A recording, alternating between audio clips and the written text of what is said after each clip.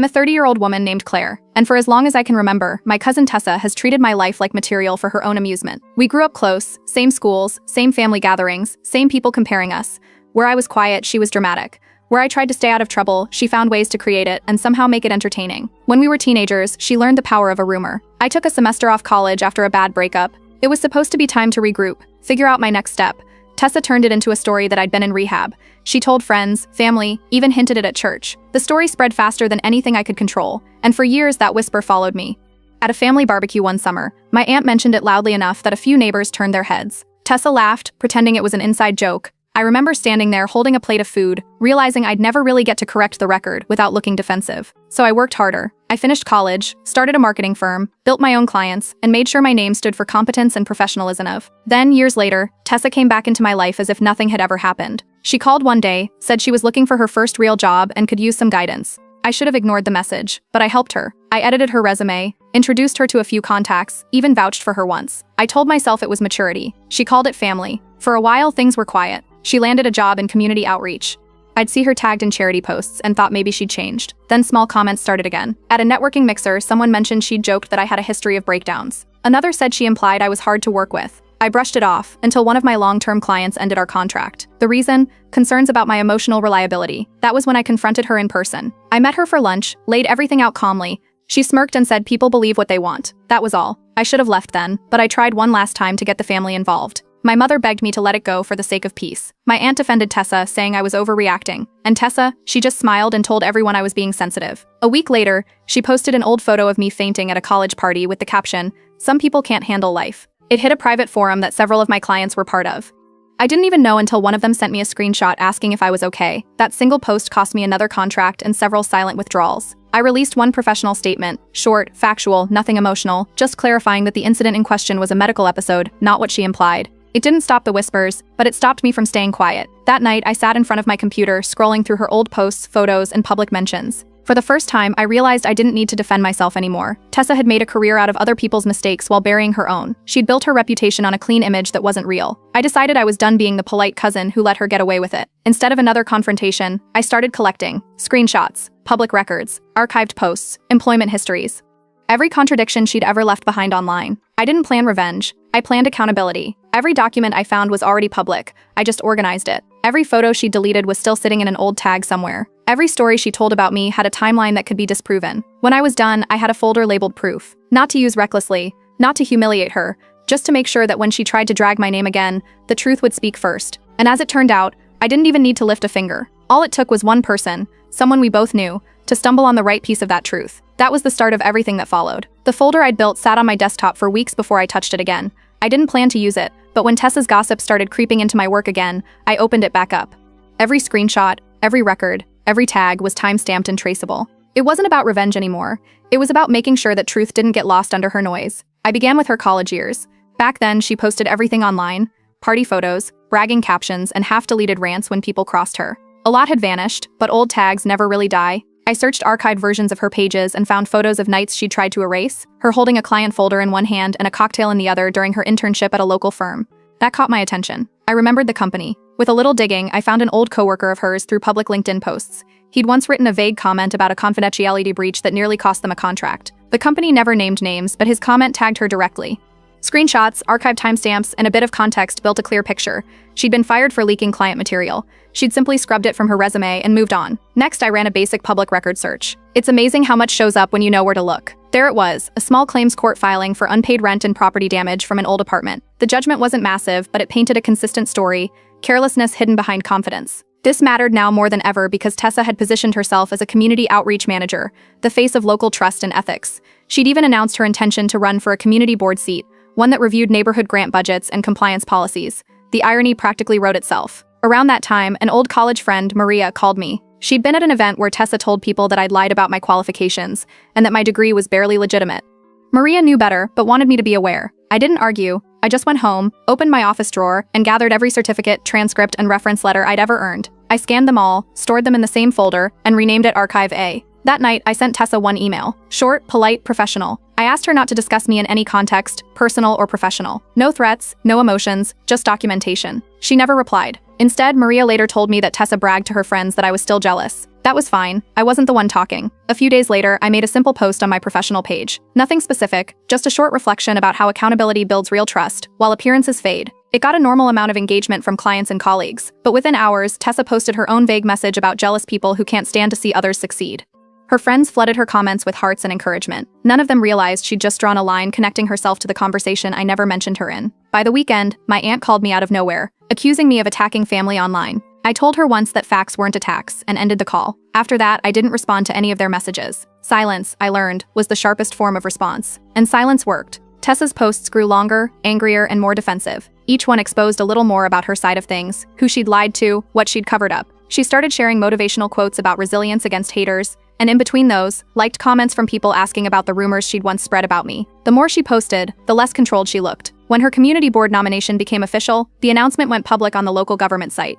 She posted a photo with a caption about proving doubters wrong. I did what no one expected. I commented congratulations. It was short, polite, and perfectly professional. People liked the comment, and the narrative shifted. Suddenly, she looked like the one holding a grudge. Behind the scenes, Maria reached out again. She told me she'd independently sent in screenshots and old public documents about Tessa's past violations to the nomination committee. None of it was private, it was all public record, but it told a full story. The board had to take it seriously because integrity was part of the eligibility standard. A week later, the local paper ran a short piece, "Community Nominees Suspended Pending Review of Professional Conduct Allegations." It didn't mention names, but the timing made it obvious. Tessa's campaign page went silent overnight. Her work email auto-replied that she was on leave. My aunt called again, crying this time, saying Tessa was devastated and that I'd gone too far. But I hadn't sent anything myself. I didn't need to. Everything that came out was already part of the truth she'd left behind. That week, Tessa deleted her public pages. Her friends stopped tagging her, and for the first time since childhood, there was nothing more for her to say. The woman who once controlled every rumor in the room had been outmatched by her own history, and all I'd done was make sure people could see it clearly. The suspension made local news within a day. It wasn't front-page material, just a short piece about a pending review of a nominee's professional conduct. But people recognized her photo instantly. By the time the article finished circulating through neighborhood group chats, my aunt was calling from one number after another. When I finally picked up, she was in tears, saying Tessa hadn't eaten in 2 days, and that I'd gone too far. I didn't argue. The situation spoke for itself. Tessa had spent years writing my reputation for me. Now the facts were simply correcting the script. The committee launched an internal investigation. Tessa claimed that I had hacked her, insisting that private information had been leaked maliciously. But investigators traced every document back to publicly accessible records and verified that no hacking had occurred. The HR department from her old internship confirmed that she had indeed shared client data and that the termination had been documented internally. That verification was enough to finalize her suspension. Her campaign pages went dark one by one. The slogan she'd been so proud of, trust, transparency, together, vanished overnight. Her staff removed her photos from the community website, and the email link once used for outreach now redirected to a general contact form. It all disappeared quietly, the way things do when an organization wants distance without headlines. My aunt stopped speaking to me after that. She sent one last message saying I'd embarrassed the family. My mother didn't comment publicly but called me privately that night. She didn't congratulate me or badmouth Tessa. She just said she was proud of how I'd handled everything professionally. That was enough. Meanwhile, business picked up again. Clients who had hesitated months earlier reached back out. A few even mentioned they admired how I'd carried myself through the rumors without engaging in drama. My client base doubled by the end of that quarter. The gossip that once hurt me had turned into quiet credibility. Then something unexpected happened. Tessa's old college roommate found my contact information through my company website. She wrote that she'd seen the suspension article and finally felt safe to speak up. Apparently, Tessa had left her with a trail of unpaid bills years ago, including a shared lease that had gone to collections. The roommate thanked me for exposing the truth and said she planned to reopen her small claims case. I gave her the case number I'd found during my research. It was still active in the court database. A week later, the committee issued an official statement saying that Tessa had voluntarily withdrawn her nomination. Everyone knew what that meant. Within a few hours, screenshots of the statement circulated in the same online circles where she'd once flaunted her achievements. The comments started small, people asking what happened, others defending her, but the tide shifted fast. Someone reposted old screenshots of her mocking coworkers, belittling neighbors, and bragging about never facing consequences. It was all public, all verifiable, and the tone of the conversation changed instantly. Her image as the polished community figure crumbled. Those who once praised her posts about personal growth quietly unfollowed or deleted their comments. I didn't join the conversation. I didn't like or share anything. I just focused on my clients, finished my projects, and scheduled new ones. Silence worked once, it worked again. Her downfall didn't need an audience, it needed space. 3 weeks passed before she resurfaced. A short email landed in my inbox. It had no greeting, no signature, just one line, "You'll regret this." I archived it immediately and didn't respond. I saved it with a timestamp and forwarded it to my legal folder, just in case. After that, she tried a new approach. She told mutual acquaintances that she'd been the victim of a smear campaign. Some of them reached out to check what had really happened. I didn't explain, didn't defend, just said there was documentation available if anyone wanted to verify. Most didn't need to. They'd already seen the screenshots floating around. Her old posts started resurfacing faster than she could delete them. The internet never forgets, and her years of gossip had left a long trail. One post showed her joking about burying competitors to get ahead. Another had her mocking a coworker's anxiety. Those same coworkers began commenting under the resurfaced screenshots, confirming what she'd done. Her closest friends, the ones who used to defend her no matter what, began distancing themselves publicly. They untagged her from events, stopped sharing her posts, and some even removed her from group bios. It wasn't a coordinated effort, just quiet self-preservation. By the end of the month, her accounts were private. She deleted her campaign website and took down her professional listings. Her name was still searchable, but every result now led to threads and archived pages documenting her fall. My aunt kept sending messages about forgiveness, but they stopped after a while. Without anyone feeding the story, it faded naturally. I didn't destroy her career. She had done that long before. All I'd done was stop letting her rewrite mine. Business was steady, family gatherings were calmer. The gossip that once made me shrink now worked in my favor because the truth had become the loudest part of the story. Still, I knew Tessa well enough to recognize that silence wasn't surrender. It was her way of regrouping. She'd always believed that charm could erase history. But this time, her history had a paper trail, and it was still unfolding even without me saying a single word. For several weeks, everything was quiet. No more phone calls from my aunt, no posts from Tessa, no whispers from mutual acquaintances. Family dinners returned to normal. My mother started hosting again, and for the first time in years, her name didn't hang in the air like an uninvited guest. I almost believed it was finished. That illusion ended during a downtown luncheon hosted by a major client's firm.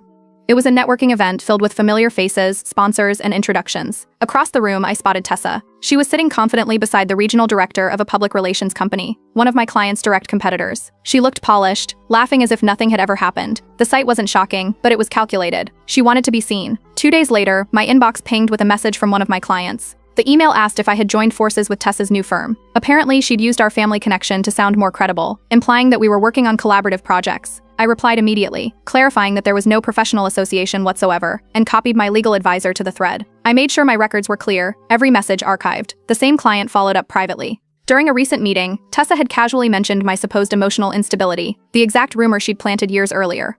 Hearing it resurface told me everything. She hadn't learned anything from her suspension. She was just trying to rebuild herself by dragging me into her story again. Instead of reacting publicly, I started gathering information. I reached out to a few trusted colleagues in marketing and PR, people who often cross paths with regional agencies. I asked them to log any mention of my name associated with her firm, good or bad. I wanted verifiable details, not hearsay. If she was using my name for credibility or gossip, I wanted proof before I acted. That weekend, my aunt called again, sounding exhausted. She claimed Tessa had lost her outreach job because of me and that I should let her rebuild. I told her plainly that I wasn't responsible for Tessa's mistakes and ended the call. There was nothing else to say. Days later, one of the colleagues I'd contacted sent me a screenshot of a local industry group chat. Someone mentioned that Tessa had been telling others I'd sabotaged her job applications by spreading false information. That was enough. I decided to handle it directly. I drafted an email to her new firm's HR department. It was calm, factual, and included attached documentation of Tessa's previous professional conduct issues, all verified and publicly recorded. I also included her old post mocking my supposed meltdown at a networking event. It wasn't defamatory. It was evidence of her pattern. The HR department thanked me for providing context and said they'd review the situation carefully. I didn't hear back immediately, but within a week, her name disappeared from their company website and promotional materials. Her profile was erased as if she had never been there. I didn't celebrate or mention it to anyone outside my closest circle. Instead, I archived every email and stored them in a new folder labeled follow-up.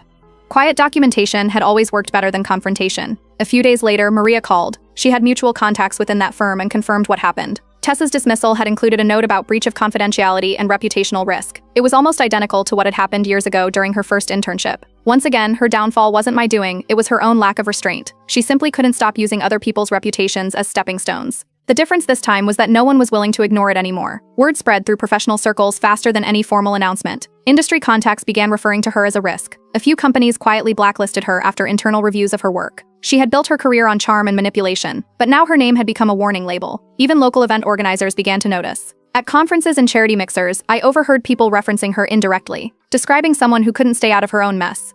They didn't even need to say her name anymore. Everyone understood. For the first time, I realized I didn't need to do anything more. She was running out of allies and opportunities on her own. Every move she made to recover only revealed more of the same behavior that had caused her downfall. Her lies had momentum now. They didn't need me to expose them. A few weeks later, an invitation arrived in the mail. It was for my mother's surprise birthday dinner. I glanced over the guest list tucked into the envelope, more out of habit than curiosity. Near the bottom, one name stood out, Tessa Carter, +1. I set the invitation down. The calm I'd built suddenly felt fragile. It wasn't anger or fear, just an understanding. She wasn't finished. Family events had always been her stage, and she'd never been one to resist an audience. I RSVP'd anyway.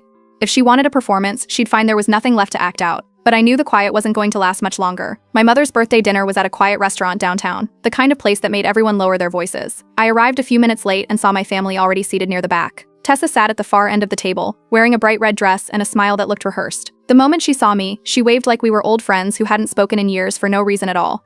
As soon as I took my seat, she stood up slightly, announcing how wonderful it was to see everyone together again. My mother thanked her for coming, and for a while the conversation stayed polite. Tessa kept steering topics towards second chances and family unity, delivering her lines as if she were on stage.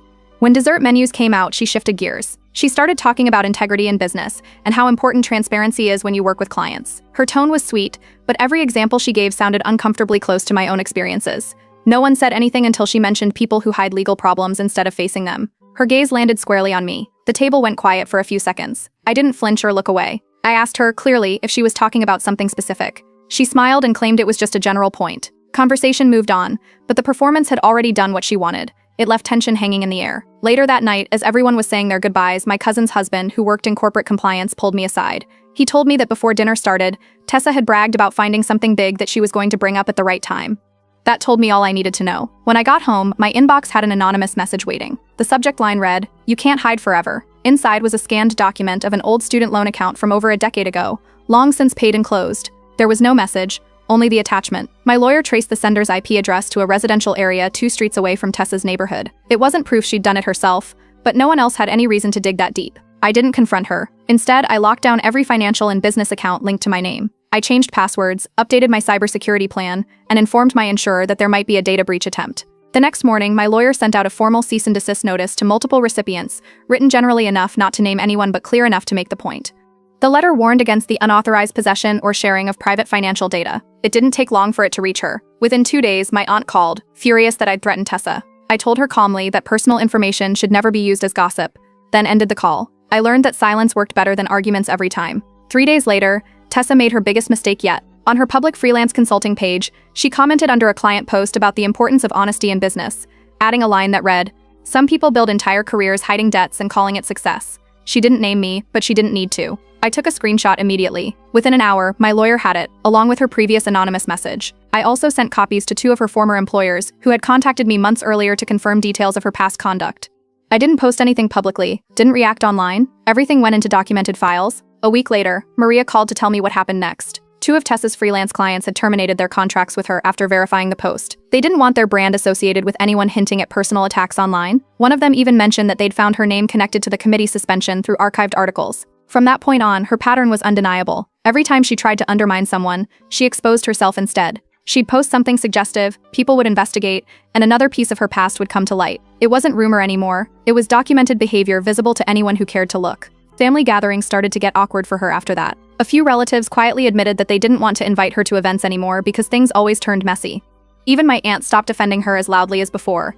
The energy that had once drawn people in now repelled them. By the end of the month, Tessa's page went quiet. No new posts, no interactions, nothing public. Her consulting site still existed, but had been stripped of contact information. It was just a name and a faded profile photo. I didn't need updates to know she was scrambling. For the first time, her downfall wasn't whispered behind closed doors. It was out there, documented by her own hand. But even then, I could tell she hadn't accepted the reality of it. Tessa had always believed she could rewrite any story, no matter how much evidence stood against her. The only difference now was that the audience had stopped believing her. By the time summer rolled around, Tessa's online presence was nearly gone. Her consulting page still existed, but it had turned into an empty shell. No clients, no updates, no contact form.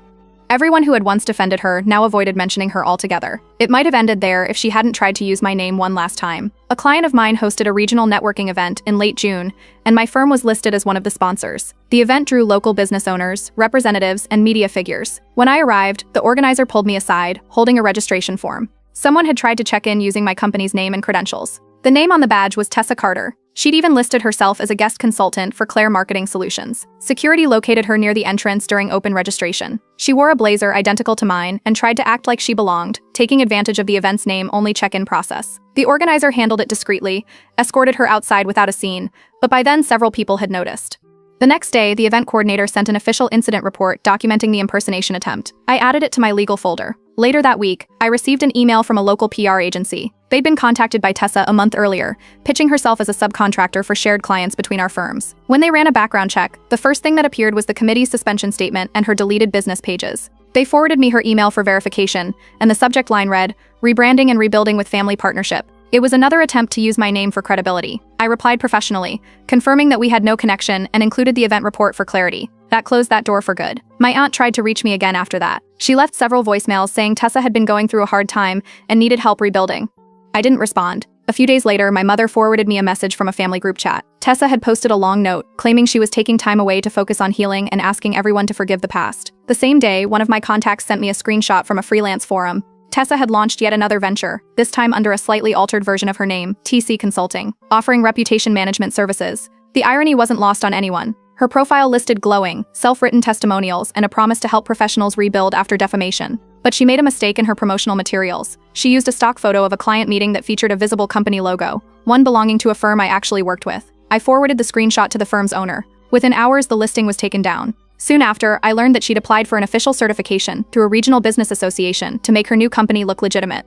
The board required a background check and review of public conduct. I submitted the same documentation that had led to her previous suspension. Nothing personal, only verified public records. The board reviewed the materials, verified their authenticity, and denied her certification. The reason posted publicly on their site read, "Application rejected due to ethical inconsistencies and prior professional misconduct." That notice was the final blow. It appeared under her name in a searchable database used by clients and contractors. Within a week, the last remnants of her business accounts vanished. Even her alternate profile disappeared from freelance platforms. My aunt hosted a family reconciliation dinner a month later. She invited everyone, emphasizing that it was time to move forward. I politely declined. My mother attended and later told me that Tessa had shown up briefly, stayed quiet, and left early after realizing no one was taking her side. It wasn't revenge or punishment, it was simple consequence.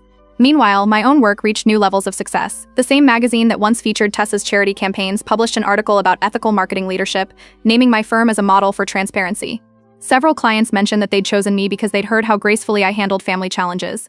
I didn't correct them. The truth was all there for anyone willing to look. By fall, word reached me that Tessa was preparing to move out of state. A mutual acquaintance said she'd sold most of her belongings and was talking about starting fresh somewhere people don't hold grudges. Her last trace online was a brief farewell post thanking her supporters and promising to rise again. It didn't go viral. It didn't even get comments. Then her account went private. I didn't react. I didn't send a message or look for updates. For the first time, her story no longer touched mine.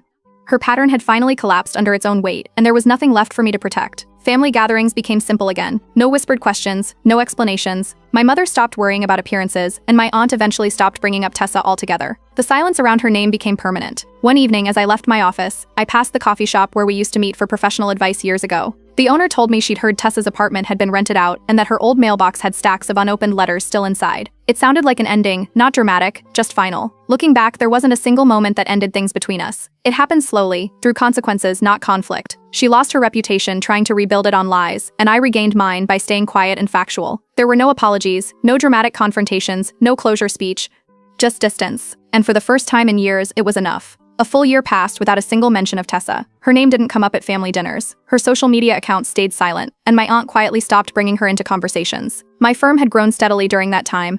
New contracts, new offices, and a growing list of trusted clients. The quiet felt different now. It wasn't the pause before another problem, it was stability that had finally earned its place. Then one Monday morning, my assistant flagged a consultation request from a potential client named T. Monroe. The inquiry looked routine, mid-sized business, standard project proposal, reasonable budget, but the phone number caught my attention. I knew it immediately. It was Tessa's. She was trying again, this time under her middle name. I didn't respond personally. I told my assistant to decline the consultation, marking the file as a permanent conflict of interest. The message was polite and professional, with no reference to her past. There would be no direct contact, no second chances, no opportunity for her to turn a simple email into another public performance. Later that week, I met with my lawyer to review my firm's contracts. Together, we added a clause that barred services for anyone with prior professional disputes or reputational conflicts. It was a clean, preventive measure, nothing emotional, just policy. I wasn't building walls for her. I was building structure for my business. A few weeks after that, one of my colleagues forwarded me an email that had circulated through a small marketing forum. The sender was Tessa, now presenting herself as a brand rehabilitation consultant. Her message included subtle digs about people in the industry who hold on to old grudges and those afraid of second chances. It wasn't difficult to recognize the target. I didn't respond. I didn't correct her or try to stop the whispers. The people who mattered already knew the truth, and those who didn't weren't worth convincing. The industry had seen her pattern too many times to mistake it for coincidence. By spring, my aunt decided to move to another city, close to where Tessa had relocated. She said it was for a quieter life, but everyone knew it was to stay near her daughter. Their absence at family events made things calmer. There were no more passive comments or tense pauses during gatherings, just normal conversation. It felt like breathing clean air after years of smoke. Months later, Maria sent me a short message. Tessa had found work at a small agency under her alias. Within a few weeks, she was dismissed again after the company discovered inconsistencies in her resume. They'd verified her references and found 2 of them fabricated. This time, no one tried to defend her. The story ended before it even began. Around the same time, my firm was featured in a regional business magazine. The article focused on ethical leadership and community engagement, listing my company as a model for transparent practices. It was quiet, satisfying proof that integrity lasted longer than noise. The article circulated locally, gaining traction online. A few days after its release, my aunt called. Her tone had softened. No accusations, no excuses. She admitted she hadn't realized how manipulative Tessa's behavior had been, and said she now understood why things unfolded the way they did. It wasn't an apology exactly, but it was the first genuine acknowledgement of the truth. I thanked her, shifted the conversation to lighter topics, and ended the call on neutral terms. There was nothing left to revisit. Summer came and went without incident. Then, one rainy afternoon, I stopped at a bookstore near my office. As I walked toward the checkout counter, I saw her. Tessa stood a few steps ahead, holding a book and a small umbrella. Her hair was shorter, her clothes more subdued. She glanced at me and froze for a second. Then she nodded once, small, cautious, almost tired. I nodded back. No words, no confrontation, just a quiet exchange that carried more weight than anything she could have said. She paid for her purchase and left. I watched her walk out into the drizzle, head down, blending into the street traffic. That was the last time I saw her. As I left the store, I realized that no confrontation, no apology, could have provided more closure than that brief moment of acknowledgement. She wasn't the villain in my life story anymore, just a reminder of what happens when someone mistakes manipulation for control. Over the next few months, my firm expanded again.